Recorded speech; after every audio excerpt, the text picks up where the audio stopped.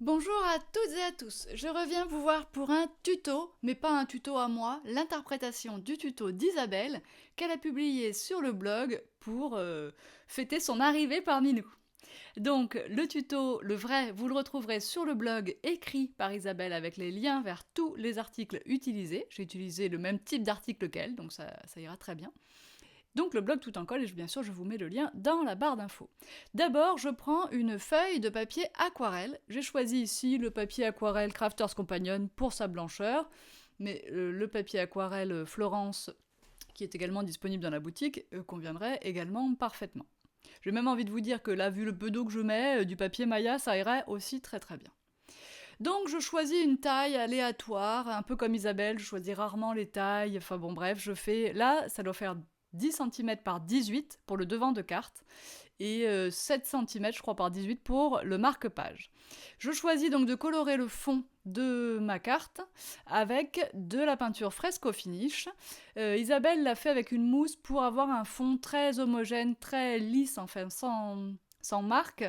Moi, j'ai quand même laissé des marques, mais c'est tout à fait volontaire. Et c'est vrai qu'à la peinture, vous obtiendrez plus facilement un fond homogène qu'avec les encres de distress. Surtout en essayant de garder quelque chose d'un peu pastel. Donc les trois couleurs que j'ai choisies, eh ben, je m'en souviens plus. Ça commence bien. Ça, c'est Peach Nectar. Il y a du blanc et le vert, je me souviens plus. Ben, je sais plus. Je vous le dirai plus tard si je revois passer la bouteille. Je choisis un pochoir 100% tout en colle. Nid d'abeille, et toujours avec ma petite mousse. Alors prenez de la mousse Cotton Dry, prenez un pinceau mousse, prenez une brosse à pochoir. Moi j'ai ces petites mousses camembert, et je vous les mets pas sur la boutique parce que c'est un produit qui n'existe plus, hein, tout simplement. Mais la mousse Cotton Dry, c'est exactement la même chose, c'est même encore mieux, parce que c'est un peu plus rigide grâce au petit caoutchouc qui est dessus. Donc c'est mieux. Ici, vous voyez que du coup, on voit très légèrement, mais c'est le but recherché, le blanc dans le pochoir. Et alors là, je prends très très très peu de mon Peach Nectar pour faire ici et là des petits pois. Voilà, pour apporter un petit peu de couleur sur ma carte. Et je vais faire le tour de ce fond de carte, exactement comme on ferait avec de l'encre distress, mais le rendu est évidemment un petit peu différent, puisqu'ici on a de la peinture acrylique. Voilà, tout simplement. Alors si j'avais été maligne, j'aurais fait en même temps, bien sûr, l'autre, mais non, je ne l'ai pas fait en même temps. Donc, je reprends le verre. Alors, vous voyez qu'avec mon petit camembert, là, j'ai quand même trois côtés. Bah, si vous aviez un petit bout de mousse Cotton Dry, vous auriez au moins deux côtés, hein, de toute façon. On arrive toujours à se débrouiller. Donc, je laisse toujours volontairement des traces. Hop. Voilà. Je vais réutiliser le même pochoir que je vais faire pratiquement sur toute la longueur cette fois-ci. Je vais essayer de mettre un petit peu plus de blanc. Donc, c'est le snowflake, hein, ça va, je sais. Que tout à l'heure sur le devant. J'ai envie d'un pochoir un petit peu plus présent ici. Voilà, on fait bien attention de ne pas bouger le pochoir. La solution idéale pour les débutantes, c'est de mettre un petit peu de colle repositionnable à l'arrière de vos pochoirs. Et puis là, un truc qui est bien aussi, si on veut être sûr de ne pas faire de bêtises et de ne pas salir l'arrière de ces pochoirs, c'est d'attendre que la première couche soit sèche. Ça va très très vite en plus avec les frescos, donc ça ne demande pas d'attendre non plus très très longtemps. Au pire, un petit coup de pistolet à embosser et hop, c'est fait. Donc voilà, j'ai refait les bords. Allez, maintenant je peux nettoyer mon plan de travail. Alors si on veut, on prend une lingette. Et puis j'essaie quand même d'être un peu écolo de temps en temps. Donc on peut prendre aussi son pulvérisateur à eau, puisqu'on est sur sa belle planche en verre, et une lingette qu'on pourra ensuite laver à la machine. Donc pas une lingette jetable, une vraie lingette microfibre. On nettoie en même temps le petit pochoir. Et voilà. Je choisis une planche de tampon Paper Artsy, des grandes fleurs. Alors sur ces planches, en fait, il me faudra soit une fleur qui est constituée de plein de petites fleurs, soit une grande fleur et des petites fleurs. Moi, c'est le cas ici, une grande fleur et des petites fleurs. Je sors mon encreur Archival Jumbo Size, hein, qui est vraiment très très grand.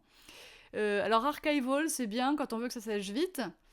C'est permanent, donc ça réagira pas avec l'eau comme la Versafine, mais vous voyez tout de suite que c'est pas non plus le noir plein de la Versafine. J'avoue que je voulais que ça soit sec très vite, c'est sec très vite. Mais si vous voulez un beau noir bien plein, vous prenez votre Versafine.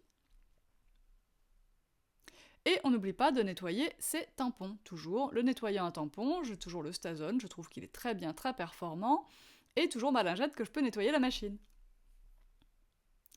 Je fais ensuite des petites fleurs, donc c'est un tampon qui est sur la planche, donc je n'oublie pas que les fleurs c'est plus joli, enfin les détails de toute façon si ça déborde sur les bords, hein, c'est pas la peine de chercher à faire des motifs en entier à chaque fois, bien au contraire.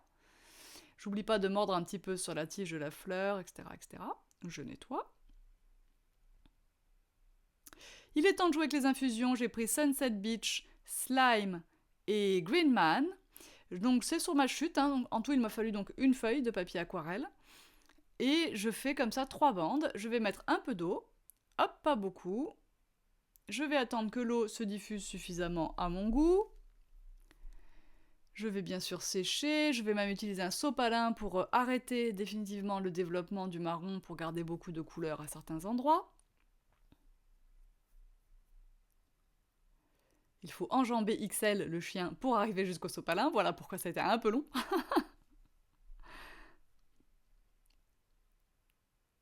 Et voilà.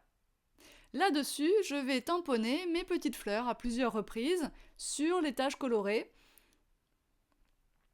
Et c'est après qu'on va commencer à s'amuser avec la paire de ciseaux. Et comme le dit Isabelle, vous pouvez allumer la télé, vous pouvez aussi mettre votre playlist préférée.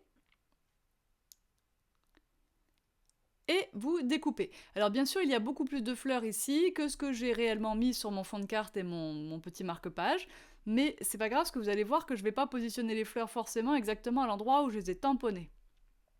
Donc je vais en détourer le plus possible, et puis celles qui sont vraiment trop blanches, eh ben, je remettrai un peu d'infusion dessus.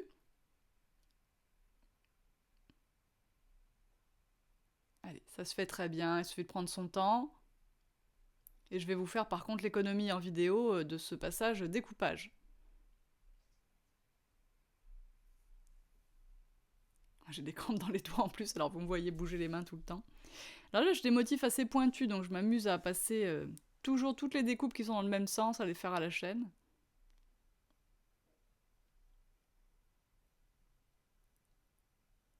Et ensuite, je vais dans l'autre sens. C'est rigolo, on dirait comme des petits poissons, ces fleurs.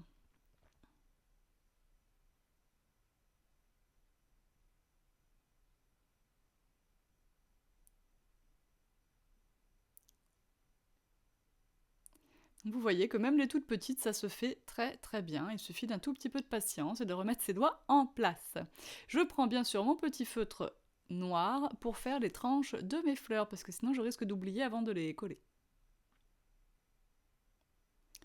Allez, je vous laisse vous découper et on se retrouve après.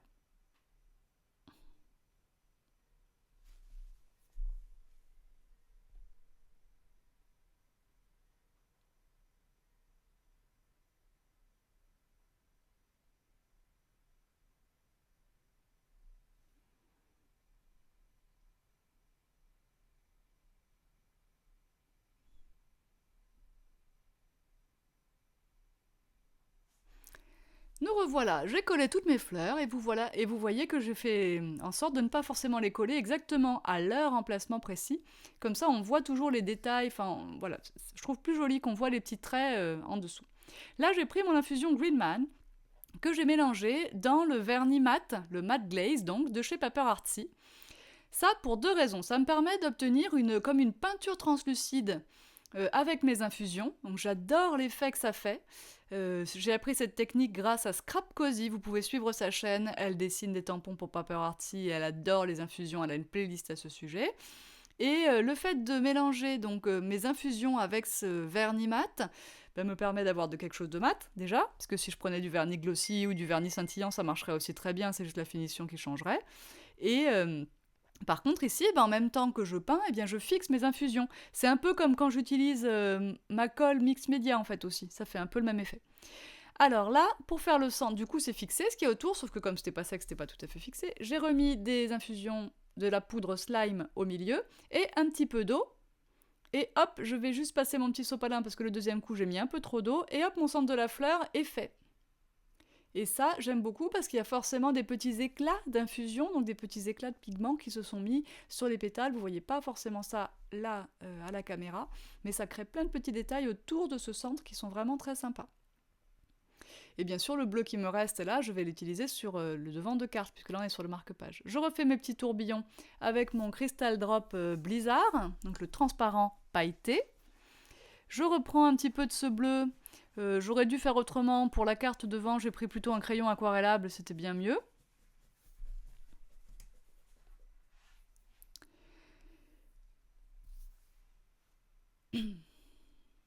Je passe maintenant, hop, je recommence donc mon opération sur le devant de carte avec ma peinture, entre guillemets, ma peinture infusion là. Vraiment cet effet peinture transparente avec, on voit à la fois le bleu, à la fois le brou de noix qui se développe pas exactement comme s'il était dans l'eau. On peut garder des coups de pinceau ou les estomper, enfin voilà, c'est vraiment une technique très très sympathique.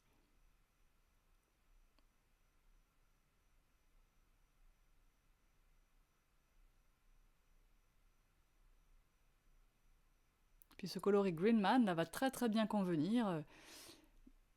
Ça fait vintage, mais ça fait pas triste. Non, c'est vraiment, c'est chouette. En fait, je me régale à la regarder, cette colorisation avec les infusions. J'espère que vous prenez autant de plaisir à vous amuser avec ces genres de produits que nous quand on vous fait les tutos. Voilà, je rince un petit peu mon pinceau tout de suite avec de l'eau, ça je vous le montre parce que c'est une bonne technique, parce que j'ai pas envie d'aller à l'évier tout de suite. Je nettoie le reste parce que je me connais, je vais mettre les doigts dedans. Pour faire le centre de cette fleur-là, je vais prendre plutôt Sunset Beach, mais a priori je vais le faire tout à l'heure. Je vous remontre que, oui, il faut bien passer le feutre noir et qu'on va coller les fleurs pas du tout exactement dans le même sens que le tamponnage initial sur la base, et que c'est ça qui va permettre d'obtenir cet effet un peu touffu et très détaillé en dessous de nos fleurs. On recroqueville un petit peu les pétales et on ne colle que le centre. Et je vous répète qu'Isabelle vous redit bien tout cela dans le tuto qu'elle a écrit pas à pas sur le blog Tout en colle. Et même si vous êtes anglophone, vous pouvez aller sur le sien et vous l'avez en anglais. Allez, je passe un petit peu. Voilà, donc j'ai fini de coller toutes mes fleurs. Vous voyez que vraiment j'en ai mis partout, même là où j'avais pas fait de tampon. J'en ai rajouté sur les pétales du bas de la fleur ici, etc. Je fais mon centre avec Sunset Beach cette fois-ci. Et je vais sécher bien sûr et passer encore les petits tourbillons qui sont au centre de ma fleur avec mon Crystal Drop Blizzard, donc le transparent pailleté comme tout à l'heure. On en est aux étapes de finition pour cette petite carte. Et elles sont très très importantes ces petites étapes. Je sors mon encre de Chine, je reprends le pinceau que j'avais rincé tout à l'heure et je fais des petites gougouttes. Vous pouvez prendre la précaution de masquer certaines parties de votre carte parce qu'ici j'ai une goutte sur le pétale, ça c'est un peu dommage mais c'est comme ça. Et bien sûr je le fais aussi sur la partie marque-page pour que tout aille vraiment ensemble. Alors ici, je rajoute un tout petit, non pas dernier détail, mais encore un petit détail pour faire un tout petit peu d'ombre, pour essayer de décoller un petit peu ces pétales du fond de la carte. Je prends un crayon aquarellable, j'ai pris un brun, un gris, un noir, comme vous voulez, et je prends mon pinceau à réservoir d'eau pour apporter un tout petit peu d'ombre en dessous. Et puis là-haut, vous voyez, j'ai rajouté de l'eau pour pouvoir effacer parce que ça ne me plaisait pas. Donc c'est vraiment très très léger, mais moi je trouve qu'à la fin ça se voit quand même. Et même si on la place pas exactement où il faut, son ombre, parce que alors je vous le dis toujours, moi j'ai pas fait les beaux-arts, je sais pas, j'essaye de voir un petit peu, mais je suis pas une artiste. Je bricole, c'est tout, et de toute façon ça apporte quelque chose en plus. Maintenant, un petit filet noir tout autour de la carte, avec un feutre qui n'est pas si fin. Moi j'ai l'étui de 8 feutres Faber-Castell, et du coup j'ai toutes les tailles, j'ai toutes les pointes, et ça c'est plutôt pas mal. Ah bah apparemment je vais le faire juste après. Pourtant je vous assure je fais le doublage dans la foulée du tournage de la vidéo, mais j'ai déjà oublié. Pour la base de carte, j'ai deux alternatives au problème d'Isabelle sur l'enveloppe qui n'est pas la bonne taille. Soit vous faites comme moi, vous prenez une feuille A4 que vous pliez en deux, et bien sûr toutes vos cartes iront dessus, elles seront toujours très grandes, elles auront toujours un très grand bord, et vous pouvez prendre des enveloppes du commerce. Ou alors, vous faites aussi comme on fait chez nous, tout en colle, vous achetez l'enveloppe Box Creator et vous fabriquez votre enveloppe à la taille de votre carte exactement. Pour faire tenir le marque-page à l'intérieur, moi je le fixerai simplement avec un petit bout de masking tape que je choisirais mieux au niveau des coloris. C'était juste pour vous le montrer. La personne qui recevra ça n'aura plus qu'à le déscotcher. Je prends donc mon feutre et je le choisis assez large volontairement. Et alors sans m'appliquer du tout, puisque c'est ça, le but recherché. Hop. Et c'est fini. Vous voyez, c'est quand même pas... Mais ça, moi j'aime bien. Je trouve que ça apporte quelque chose d'avoir ça autour. J'aime bien le faire. Bon, cette fois c'est terminé. Je vous remercie de m'avoir suivi, j'espère que ça vous a plu. Je vous mets le lien vers l'article d'Isabelle, n'hésitez pas à commenter sa carte qui est encore plus jolie que la mienne, et je vous dis à bientôt pour de nouvelles vidéos, notamment demain soir le live, tout en live numéro 7 sur YouTube à 19h. Bye bye!